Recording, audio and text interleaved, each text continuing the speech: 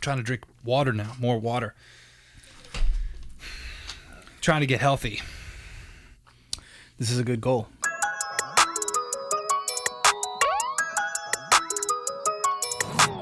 It is a very good goal. You know what's the problem about drinking water, though? It's like all these health nuts out there. What? It doesn't taste that good? No, it doesn't taste that good. But here's, you know what's funny, though? When you really need water, nothing tastes better. It is the only thing. Nothing tastes better. You. Isn't that crazy? But, you know, I mean, I've seen people, you should be drinking, you know, a metric ton of water a day. And I'm like, yeah, I don't want to have to pee all day. Like, I did it one time. I was like, you know what? I'm going to do it. I'm going to drink a lot of water, like 8, 9, 10, 12, 47 glasses of water a day, whatever they recommend. And, dude, it's a terrible feeling. They're like, oh, that goes away over time. Well, how long? It doesn't really go away. You kind of just always have to pee now. That's just part of your life. You're just constantly peeing. And I'm just like, I mean, you got to look at the benefits versus the... Well, that's good. You got to have the kidneys work. Yeah, I don't know. I feel like I've gone for 2 months now without drinking any water. How am I still here? Oh, I literally was like, when was the last time I drank some water? Like, I couldn't remember. The little bit that splashes in the back when you're brushing your teeth. Maybe that's when I did. As you get.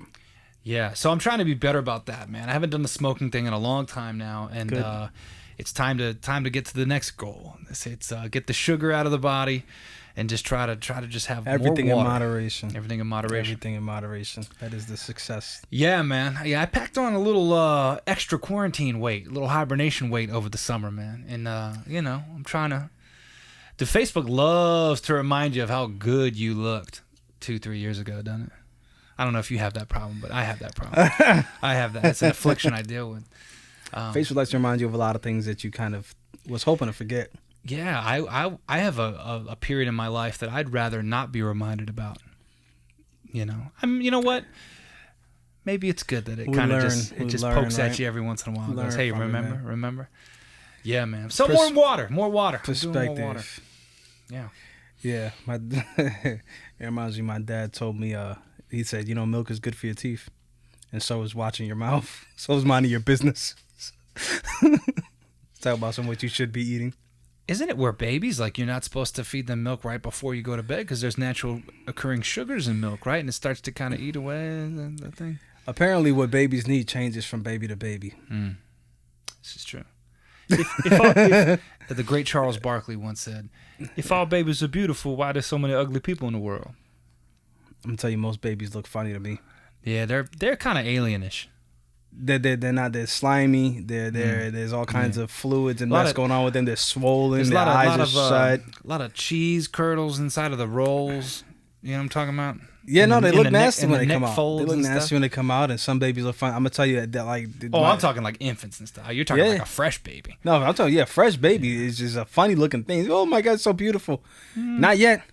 Give it a couple days. Give it a couple weeks. Like not yet. Oh, let that swelling go down. I get it, cause like I get the idea. Okay, this is your child. It's gonna be beautiful. Yes, but subjectively, oh man, not so much. And I say that from having 3 kids. Yeah, my wife. They look funny when they come out. She's deathly afraid. I'm like, I'm such a jerk. I'll be like scrolling through social media. I'm like, ah. She's like, what? I'm like, look at that kid. She's like, you can't do that.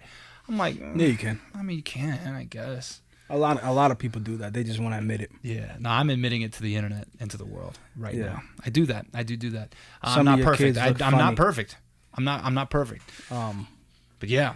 Facebook loves to do the on this day. You know what's weird? You can tell when the well, I don't want to go there, but a lot of people like to repost that stuff, and it's like that seems to be all they repost is really good times. And when I looked good and I was very attractive and happy and all that, I'm like, yeah, I'd like to know what's going on now, baby. I put it out there. I put it out there for the world every week. I want to know what's happening right now. And don't give me these angles here. What's up with this angle? What is that angle, dude? The angle from the bird's eye view with the phone. Like that one. What's that one about? Ideally, we would be self-aware enough, confident enough to not have to resort to every single highlight being put. I've done a lot of great things in my life that I don't necessarily share. I share very little on social media to begin with. Yeah, me too. I've kind of become that way. And I don't immediately post, hey, we got a new car. Hey, I got a new watch. I got a necklace. We just landed a huge contract. I don't do all those things. I don't. Yeah. I don't need it. I'm an introvert. I don't need those things. Some people feel like they need it. It'd be nice to see, the struggles you have. Those are important because people can grow from that. But at the same time, I get it, right? Like what's funny people don't need to about be that? all up in your business. Right. The funny thing about that is whenever I see somebody airing all their terrible, stinky, dirty laundry out on Facebook, I'm like, yeah, maybe you don't do that.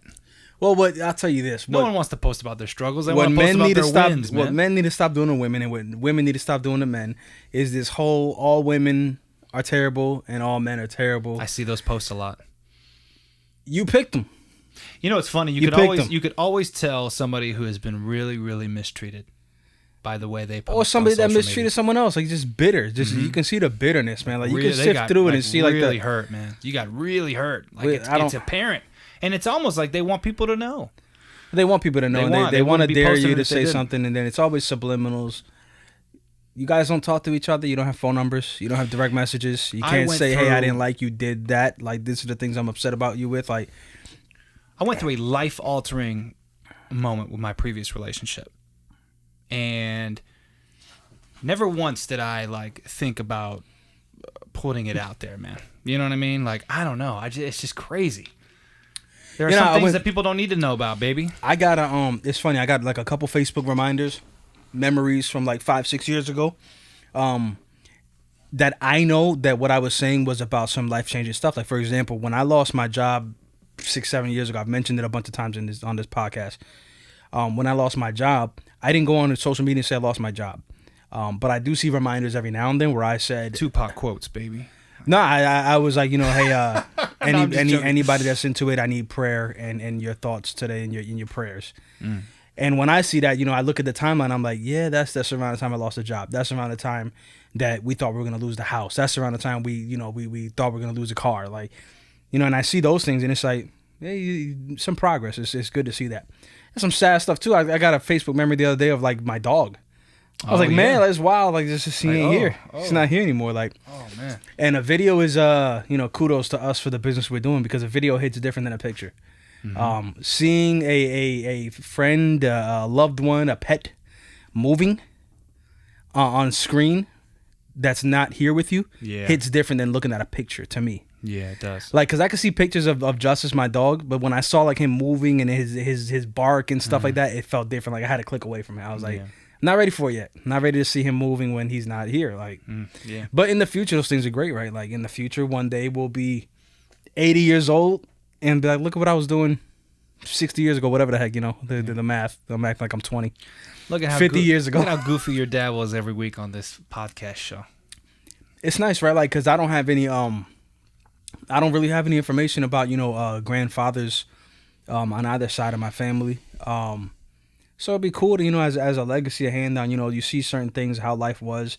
It's a freaking living testament too. Like, it's like a little diary. You see technology. You'll see the quality of this video. Maybe it'll look terrible 20 years from now. They're like, oh, is that 4K? Well, you guys are shooting in 4K. Like, you didn't have the 20? Jeez, that's like just... How were you doing it? Eyeglasses. I got to put on my readers for that. Like, if YouTube is still around too, like it's... Yeah. I'm a sentimental person. Because we didn't have a whole lot, so you learn to value the little things that you did have. A lot of times all you had was time. That's all you really have that matters is time anyway. Philosophy. I agree. It's wild to just think you wake up one day and you're 35 and it's like, oh shit. Like we're moving, baby. We're moving. And we just got together with some family members recently. My dad is in town from California. It's been so great having him, and time keeps on moving. It really does. You gotta live in this moment, man. We always talk about the good times and knowing when the good times are. And there's that great quote from The Office, like, I wish we knew when the good times were. Listen, man, if you're healthy and you woke up today and you have close family members that are still with you, you need to cherish these moments, dude. Well, I told my mom recently, we were all together, and I was like, I looked over at her and we were having a drink, and I was like, these are the best times of our life right now, Mom. Mm-hmm. This is it right here. We're all together. We're all healthy. Well, we're sharing a meal? This moment will not repeat itself. Oh. There'll be similar moments, but this one right here will not happen again. Yeah. There was in the movie Troy. You remember Troy? I do, with my boy, With Mr. Brad Pitt. Where Brad Pitt was Achilles. Woo! Brad Pitt's the man, mythological hero Achilles. That's a meme. That's a mythological hero. What was Achilles. it? Wheel of Fortune. Yeah, It was like yeah. wrong, and then somebody said Achilles, and they got it right. Yeah, That's messed up. They cheated him. Man, the judges, You know what he meant? The judges were ruthless. He meant that day. Achilles, man. Goodness gracious. Yeah, that's a good movie. Anyway, tell but me in about Troy, it. so yeah, he says there's a quote where he says the gods envy us. He says because they are immortal, they can't appreciate the things that that disappear. He says because we are doomed, life is sweeter. The fact that this will be over one day, we have a sense of ability to appreciate things. Well, you this try moment to. will pass. You try This to. person won't be here forever. This person will stop to exist. Yeah. Given that, what is it? People never get the flowers while they can still smell them. Man, you're just full of quotes, Tony. Every No, these are single quotes week. from other people. Quotes No, I remember. I know. You're full of them. It's great. I'm full of something. Nah, but this is a very sentimental thing because it's true. These moments pass, man, and it's good to reflect every now and then. You got to reflect. You see kids grow. You have more kids. People leave your life. The older we get, the more people start disappearing, which is always crazy. That's more what I think about more than anything. I said it before. I don't care about getting older myself. You get older, there's nothing you can do about it. You ever think about things like this? Like, our parents are going to go. Family members are going to go. But, like, people your age, like your friends, like, we'll be there when we're older. You ever think of it like that? Like, I think about that with my buddy Ben, my very, very, very close friend Ben. I'm like, man, hopefully, God willing, we'll be 80-year-old dudes laughing about the latest PlayStation, and you and I too. You know what I mean? It's interesting to think of it like that. Like, we're all going to kind of go through similar stuff at some certain points, and hopefully we could still be there for each other as we get older. Your peer group. You would think, right? Yeah. I'm kind of morbid. I feel, as far as that goes, like I feel like everybody dies alone. Oh, man. Well, I feel like at some moment, that those last sucks. moments, I feel like everybody just, you go alone. You come in kind of, I don't know. I would hope that. I at the wonder end what of that our moment's life- like. Like I was like, I wish people spend their last moments writing down what they feel. Or speaking and saying, right now I feel this until the very last moment. You know what I Some mean? people are gasping for breath, let Some alone people, able yeah. to be able to. In the Renaissance age and stuff like that, to they used sit there to they used to draw people as they died, and that's where we got a lot of anatomy and stuff we have today, like the science and the books we have, is that they would draw people as they were hung and then killed in different ways, and then they died naturally. They would draw them and show how the body changes, like studies on that stuff. So it's like, what's the brain go through in those last moments? Well, where's your thoughts at? Only the dead know. I know where I'd like my thoughts to be, but you think you're going to be alone, so you're going to have plenty to think about. yeah, I have plenty to think about. Just messing with you. I would hope we would be surrounded by people that love us. I would hope so. And of course, there's no guarantee. There's no guarantee. Who knows? Yeah, and I'm not making a comment about my family, but of maybe course a not. state of I don't know. I what- wonder. Like I wonder in that last moment, is it very liberating? Is it very horrifying? Is I it guess just it emptiness? Depends on the way you go. Yeah, because even with my beliefs, I still feel like I'd feel kind of worried. I'd feel kind of like, man, Of course, it's over. It's over. There's a fear of the unknown there. Imagine, to relate to what's been going on in the last 4 to 5 months. There are people that have died alone in a hospital bed without being able to see anybody. And maybe you have somebody on FaceTime. I don't know. Well, That's you'll insane. have people with you, but I just wonder, like, even when you're surrounded by family, like, because I guess what I'm trying to say is that's a path and a wait in a next chapter or the end of a chapter that you are going through by yourself. You know what I mean? Like, I wonder if I see what you mean. I wonder if that. That's why I say, like, you. Like, yeah. I would hope families around me. I don't mean that I'm going to be in the room by myself. Yeah, but I in think terms there's of- a in terms feeling of like aloneness. Like, Yeah. this is one on my own. I can't have my dad help me through this, or my wife, or my kids. They're not going to help me with this pain. Your This is soul one. is alone. This is over. Yeah. This is over. I got to deal with this by myself. And I think that's a sense of like you're on your own with this one. That's it. Don't look at anybody else in the room to help you with this. You're done. You it's carry just this you, one man. by yourself. Yeah, it's an interesting point you make. I've never thought So that's of it why I that feel way. like I wonder if it feels like a certain loneliness. Like I wonder if it feels like, man, like who's gonna help me with this one? It's like nobody. Yeah, You're moving on by yourself. Yeah, good luck. So you just gotta hope when you open your eyes, you're facing the right person. Like, Yeah. it's either gonna be hot or cool breezes on the beach with rolls of gold and crystal clear waters, Oh, jeez. or it's gonna just smell like like George Bush walked in the room. Remember when remember when the dude from Venezuela, he was like, I don't know if you saw it, he was like, it smells like sulfur. Yeah. When George Bush was. Dude, how about when George Bush got that shoe thrown at him? He got two shoes thrown at him. Dodged like Neo in the Matrix. Dude, he really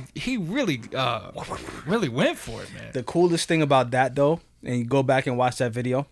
George Bush? Yeah, the coolest thing when he got that thrown to me, the coolest thing was like gangster, man.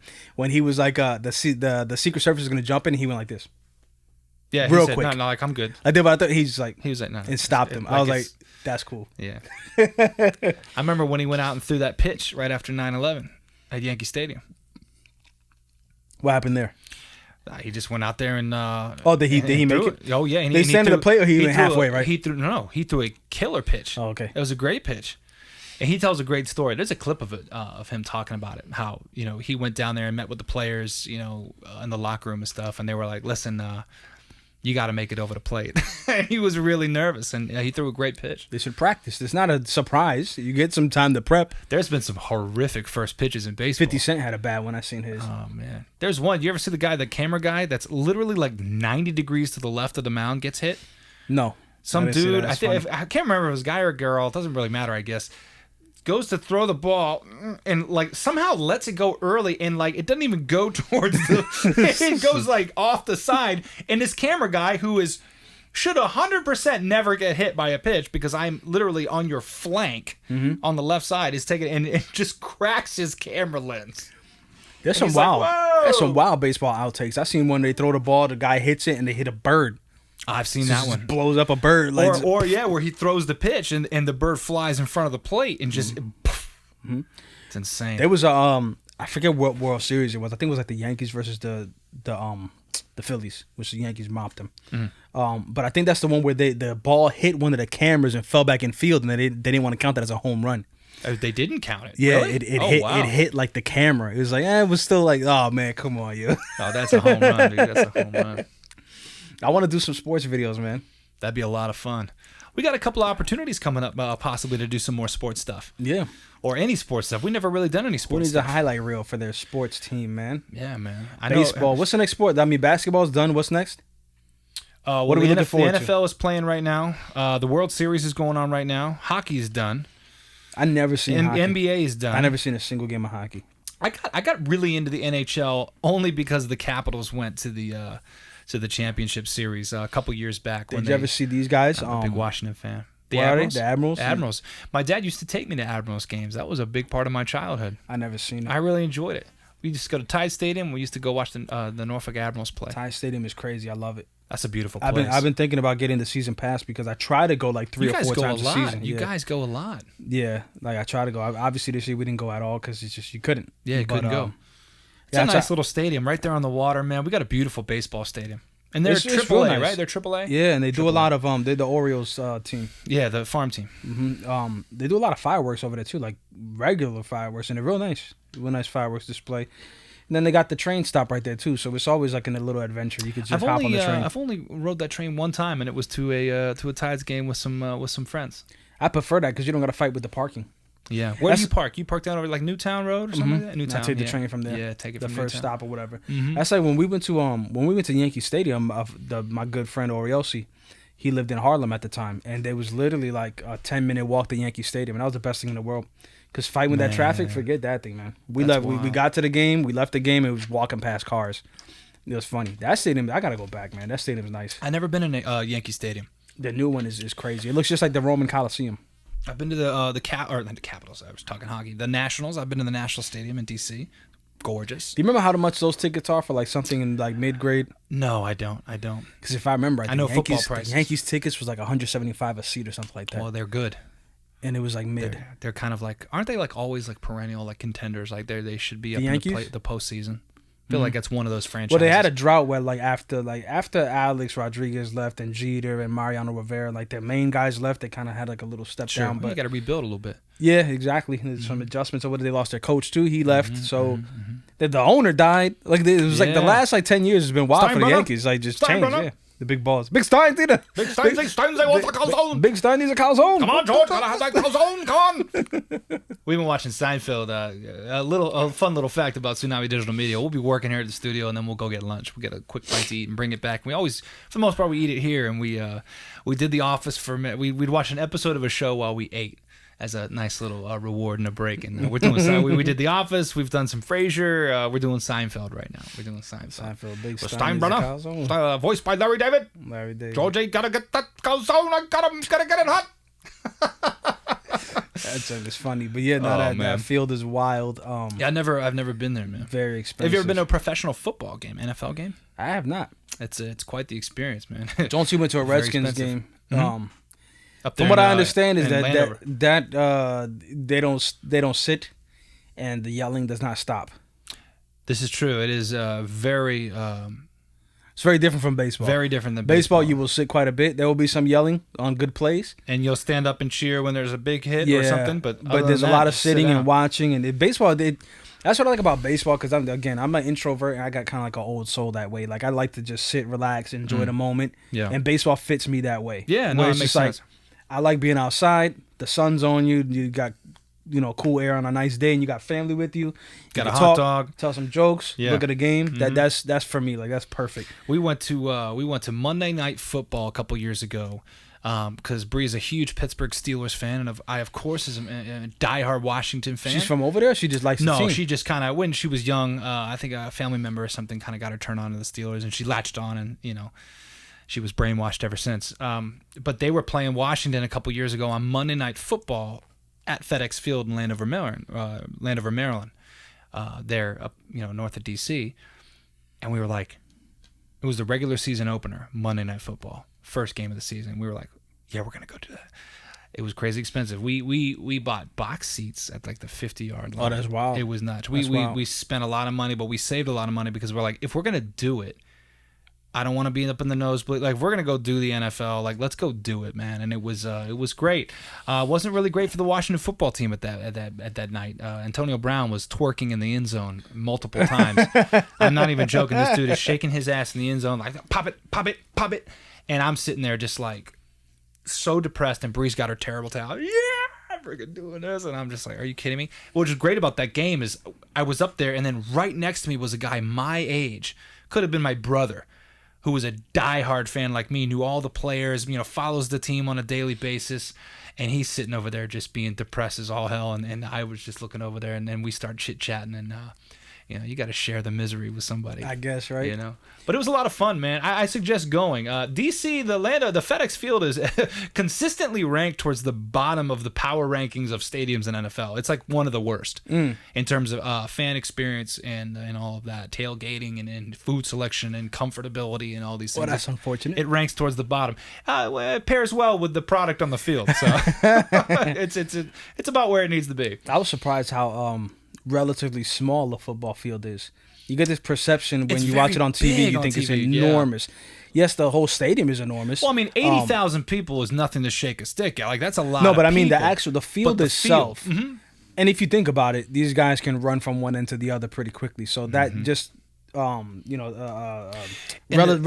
you can understand that it's not that big like you might think if you see it on TV, and you feel like from one end of the field you cannot see what's going on. Well, what's wild is when you get there, the stadium itself is massive, but then the field is tiny comparatively. Yeah. So it is kind of like a weird optical illusion when you get there. Yeah, I was surprised like when I went to the ODU one to film that game one time. That's a beautiful new stadium. Yeah, no, we went to opening night because just for work and stuff like that. And when I got on the field, I'm like, oh, I could run that back and forth. I'm not gonna do it fast as these guys, but it's like in my mind, I'm like, man, I thought like far, yeah. I thought it was so far that I wouldn't be able to run it without like losing my breath completely. And I'm like, no, I could run this back and forth like once, but a dead sprint at 100 yards is pretty far.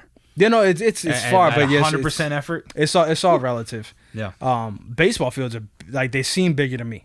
I don't know what the exact measurements are, whatever. I feel like the baseball fields are bigger, but they seem bigger. They are bigger than a football field. Yeah, the playing area is much bigger. I gotta and Orielsi, who watches this every now and then, I gotta double check with him. I could have sworn that they were fitting soccer fields and football fields in Yankee Stadium when Yankee Stadium wasn't being used. Like they would play soccer. Oakland was historically, because I'm a big NFL guy, I don't know too much about it. But Oakland, before the Raiders moved to Vegas this year, they had a baseball diamond that the Oakland Athletics played at, and the Raiders also, they shared the same field, so it always looked weird on television. You're like, there's a freaking a diamond in the middle of this field, sideways or whatever. It's brown shit. I'm like, that's interesting. Yeah. The thing about football that's cool is they play regardless of the weather, man. Yeah, they get after it. Like minus snow, rain. severe thunderstorms, they don't play in thunderstorms. But the snow, the rain, and it's cool because it changes the on-field product. Like it changes the way teams play. You see who's who? Who's the daisies or whatever? Well, you guys need the AC and the AstroTurf. That's what you need. Guys, the dome teams. It's like get some rain. Welcome to Green Bay. Welcome to Georgia. Welcome to Lambeau Field, the frozen tundra in January, and it's -10, and there's ice on the floor. You know. So, I heard this from Rush Limbaugh. And this has to do with football. He's got cancer. This dude is terminal. He feels like he's ready to go, man. It's just prayers for him. That's a terrible thing. Again, regardless if you like him or not. Politics aside, that's a terrible thing. It's terrible to see anybody, your loved one go. Yeah, that's awful. That's terrible. But he's a huge football fan, and he had concerns. He has had concerns. He had. I don't see them heading this conversation right now. He has had concerns in the past that football would not continue because of all the injuries and stuff like that, and just how violent it has been, and how the whole, what do you call that, CTE? CTE has become a and how this has become very politicized in terms of like people do want it to stop. It's a very violent sport. I've heard this argument for boxing. So it's even worse. So how do you feel about this? These sports is high contact, and these guys don't make it to their 50s and 60s. Well, here's the thing about all of it. They said, sorry, I don't mean to cut you off. No. This guy, dude on the Patriots, the Hispanic that killed the. Oh, Aaron Hernandez. Yeah, Aaron Hernandez. They said he had that. A lot of players have CTE. So yeah, like, should they stop it? What should they do to this is a serious issue? Another popular one is Junior Seau. When Junior, unfortunately ended his own life. That's how he went, right? I think. I don't remember. I can't remember. But Hernandez for sure. They said that they were trying to attribute some of his actions to the CTE and how that affects you, and how we don't really know enough about that. But with these football players, I mean, you think it's something they should stop? How do you do that? Because they've changed the rules, right? A little bit. Yeah, there is no head-on. Yep. Head-to-head contact. They've changed the technology in terms of pads and helmets and all of that, and tackling techniques, and they have really tried to make some improvements in the safety of the game.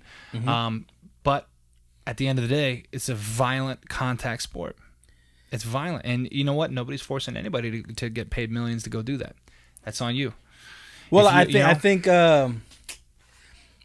maybe, most of these things are stem from money, right? These issues are from money and stuff like that. And for sure, when you lose a loved one, these guys got families and stuff like that. So when there's constantly a sport or a job where it's resulting in many people dying and not having a otherwise long and fruitful life, I guess there is some concern to figure out, what are you doing to make it safer, or what are you doing to make sure these people are compensated fairly? Because wasn't that another thing too with Aaron Hernandez, where his family wasn't going to get his money? I think that, and because of he was disgraced or whatever. Players and the benefits they receive when they leave the league and all those things. These are that's why there's a players association, and they fight every year to get better and better deals for the players. So at the end of the day, it's a business, and there's a lot of money involved.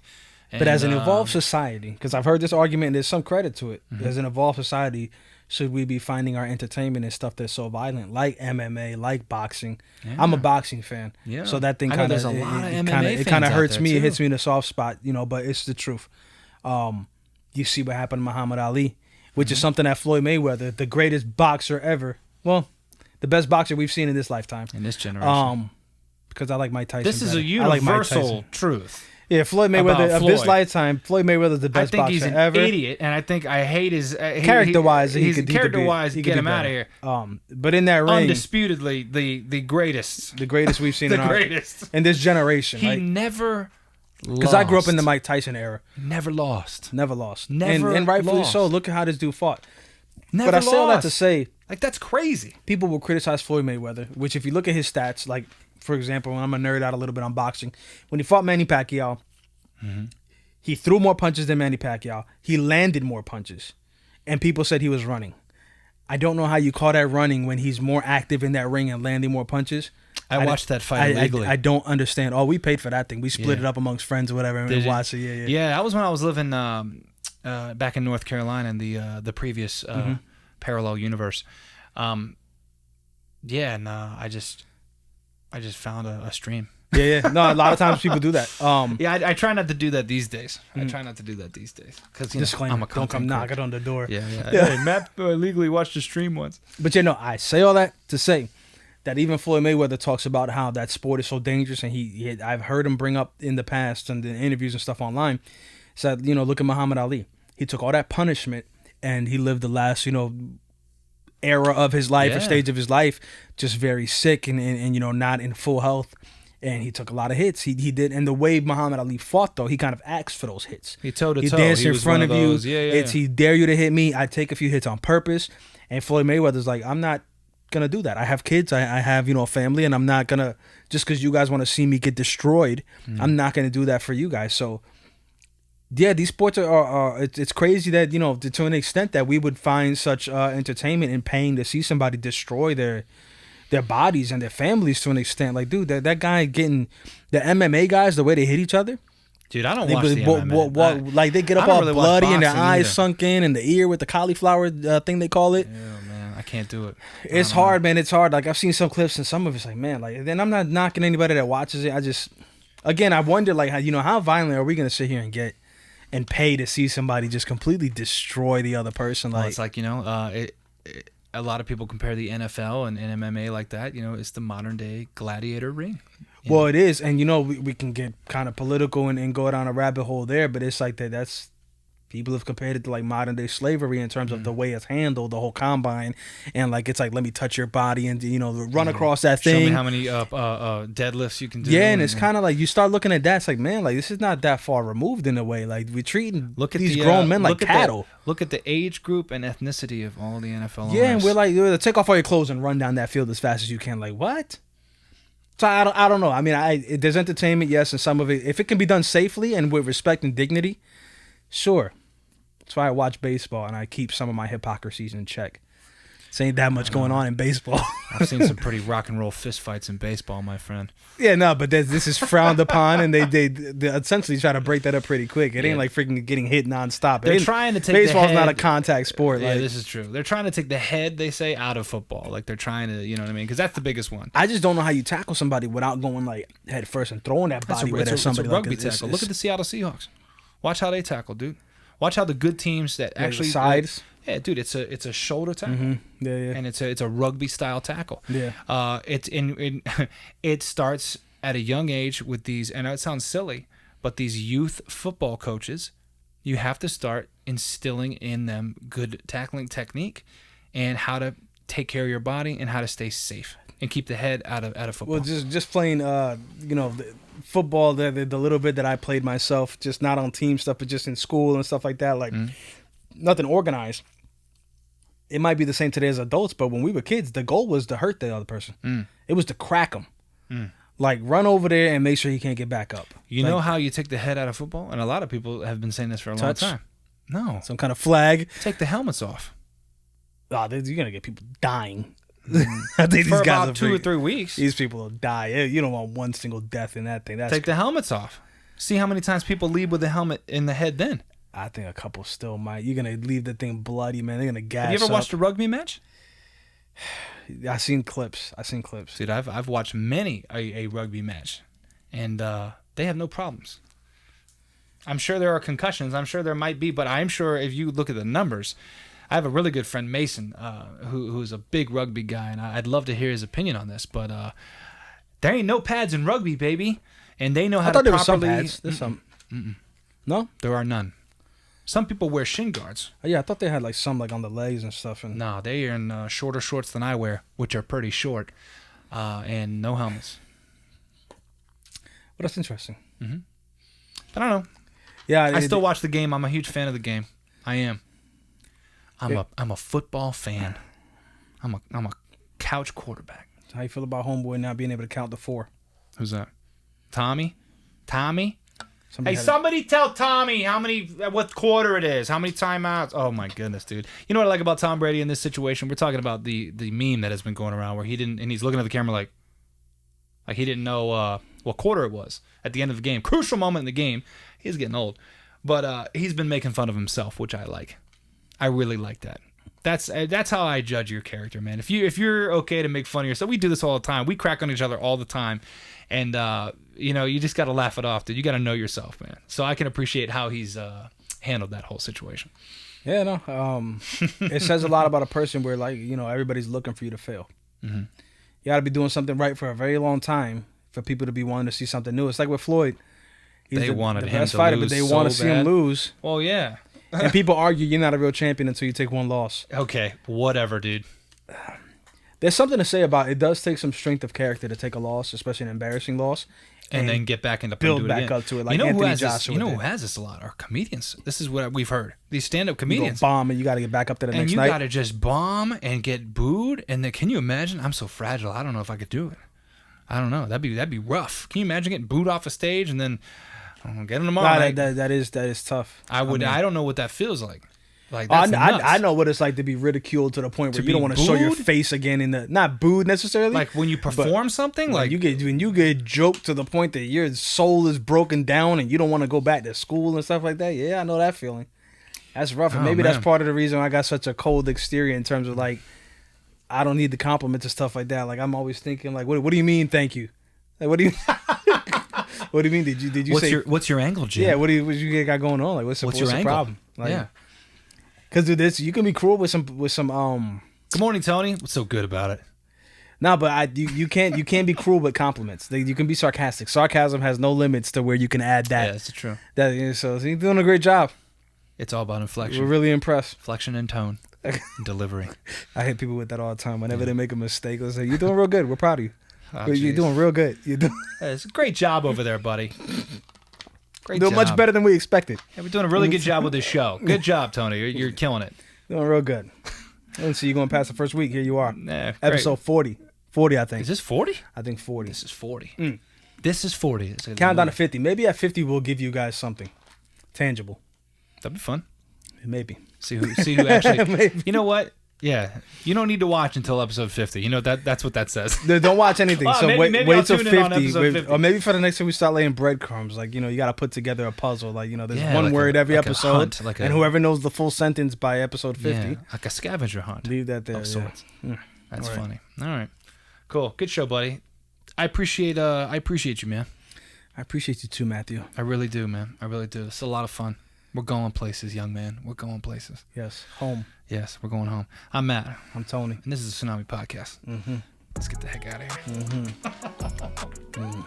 Mm-hmm. This is a good boy. French fried potatoes. Cracked his head clean through the second time. Yeah, you got a good boy.